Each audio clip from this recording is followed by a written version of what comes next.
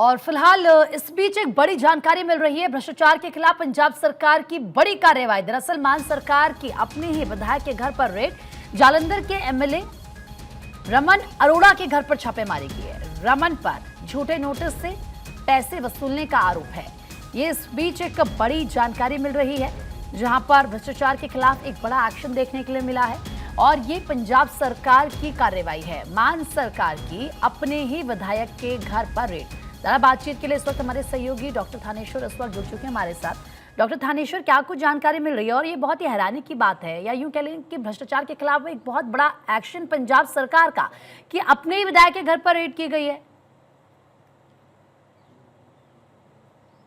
देखिए, पंजाब सरकार ने भ्रष्टाचार के खिलाफ जीरो टॉलरेंस की नीति अपनाई हुई है। चाहे पीछे कई आईएएस और आईपीएस अधिकारियों की यहाँ भी रेड हुई थी, उनको भी अरेस्ट किया गया था, उनके खिलाफ भी कार्रवाई की गई थी। और जिस तरीके से रमन अरोड़ा के खिलाफ जो जालंधर सेंट्रल से विधायक है, उन पर इस समय विजिलेंस की रेड चल रही है। हो सकता है कुछ ही देर में खबर आ जाए कि रमन अरोड़ा को गिरफ्तार कर लिया गया। इसकी पटकथा तो बहुत दिन पहले ही लिखी जा चुकी थी, क्योंकि जिस समय एटीपी सुखदेव वशिष्ठ को अरेस्ट किया गया था, उस सुखदेव वशिष्ठ और रमन अरोड़ा के बीच में गहरे संबंध माने जा रहे थे। विजिलेंस इसकी जांच कर रही थी कि क्या रमन अरोड़ा पर आरोप यह है कि रमन अरोड़ा जो एटीपी है और दूसरे नगर निगम के अधिकारी हैं, उनसे मिलकर शहरवासियों को अनाप शनाप नोटिस भिजवाते थे। फिर जब शहरवासी इनके पास आते थे तो उनमें राजीनामा करवा के नोटिसों को खत्म करवा देते थे। इस आरोप के तहत विजिलेंस कई दिनों से इसकी जांच कर रही थी। पिछले दिनों जब विजिलेंस को कुछ सबूत मिल गए थे तो उसके बाद उसने सरकार को सबूत दिए। सरकार ने उसी समय रमन अरोड़ा की जो सिक्योरिटी थी वो वापस ले ली गई थी। तभी से अनुमान लगाया जा रहा था कि कभी भी रमन अरोड़ा के खिलाफ कार्रवाई हो सकती है। आज सुबह से जिस तरीके विजिलेंस ने कार्रवाई की, विजिलेंस ने उसके घर पर रेड की और भी कई स्थानों पर रेड की, और घर के अंदर न किसी को आने दिया जा रहा है, न जाने दिया जा रहा है, और पूर्णतः उसने किलेबंदी कर रखी है।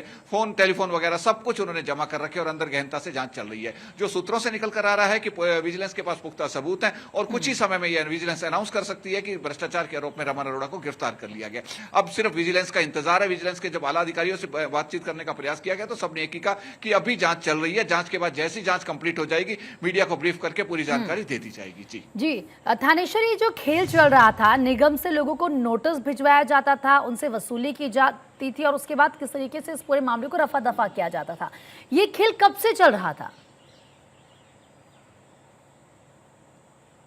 देखिए, जो विजिलेंस से निकल कर आ रहा है कि यह खेल काफी लंबे समय से चल रहा था। जब इसकी जानकारी विजिलेंस को और दूसरे अधिकारियों को लगी तो एटीपी जो सुखदेव वशिष्ठ था, इस आरोप में उसको गिरफ्तार कर लिया गया। उसकी जब जांच की गई तो जांच के लिंक जो है सुखदेव इससे रमन अरोड़ा से जुड़ने शुरू हो गए, क्योंकि रमन अरोड़ा और सुखदेव यही कहा जा रहा था कि इनमें बहुत अच्छी गहरी दोस्ती है। जब भी कोई नोटिस नगर निगम की तरफ से जाता है किसी के पास, तो वो क्योंकि सेंट्रल के विधायक है रमन अरोड़ा, नेचुरल है कि अगर किसी के पास कोई नोटिस जाएगा तो विधायक के पास जाता है कि विधायक जी ये नोटिस आया, इसको खत्म करवाइए, ये अलग अलग तरह की बातें होती थी। तो रमन अरोड़ा अधिकारियों से बातचीत कर, चूंकि नोटिस का कोई ग्राउंड नहीं होता था, सिर्फ नोटिस टाइप होके आता था, सरकारी कागजों में जो सूत्र कह रहे हैं उसकी कहीं कोई पहुंच नहीं होती थी, किसी भी जगह कोई रिटर्न नहीं होता था। तो इसलिए रमन अरोड़ा जो है वो अधिकारियों से मिलकर उस नोटिस को खत्म कर देता था। अब ये जांच चल रही है कि ये कब से चल रहे थे, किस किस को नोटिस दिए गए, अब तक इस नोटिसों के थ्रू कितनी वसूली हो चुकी है, इस सब की विजिलेंस ने पहले अपने लेवल पे जांच कर ली। अब रमन अरोड़ा के घर से कुछ पुख्ता सबूत उनके पास हाथ लगे हैं और भी कई सबूत विजिलेंस कलेक्ट कर रही है। शाम तक जैसी रेड खत्म हो जाएगी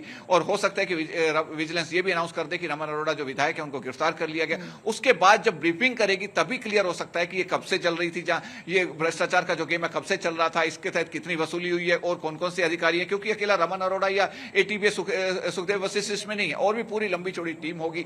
उन टीम का पूरे के पूरी जो है कौन कौन इसके बीच में जुड़े हुए हैं उन सबको अरेस्ट करेगी अभी विजिलेंस। यानी कि ऐसा भी हो सकता है डॉक्टर थानेश्वर, जो नजदीकी इनके रिश्तेदार हों, जो जानने वाले हों या जो खास लोग हों, उनकी भी मुश्किलें बढ़ सकती हैं अब आगे?